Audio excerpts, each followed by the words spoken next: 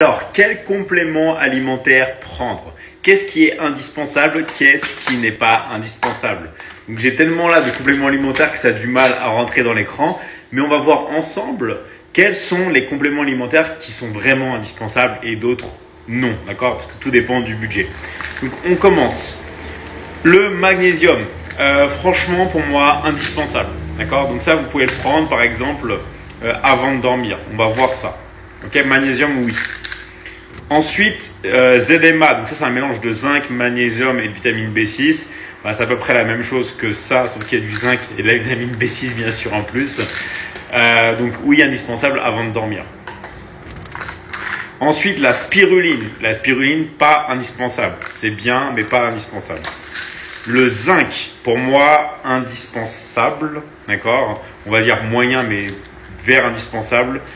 Pareil, le mieux c'est de le prendre à jeun, mais attention parce que moi par exemple si je le prends à jeun, ça donne envie de vomir. Donc je sais pas vous si c'est la même chose, mais moi je sais qu'il y a une meilleure assimilation. Donc ce que je fais c'est que je le prends juste avant de dormir avec le magnésium. Le potassium. Potassium c'est vraiment génial, mais pas du tout indispensable. Ensuite le sélénium.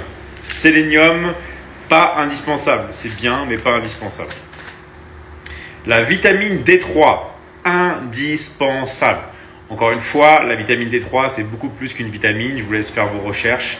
C'est génial. C'est au niveau pour faire booster la testostérone, il n'y a pas mieux. Quand vous allez regarder par exemple sur Wikipédia, on vous dit même que ce n'est pas une vitamine, que c'est une hormone stéroïdienne. Donc c'est vraiment de la folie, vitamine D3. D'ailleurs, qu'est-ce qui fait pousser les plantes? Le soleil. Ensuite, l'extrait de thé vert. Bon antioxydant, mais pas indispensable.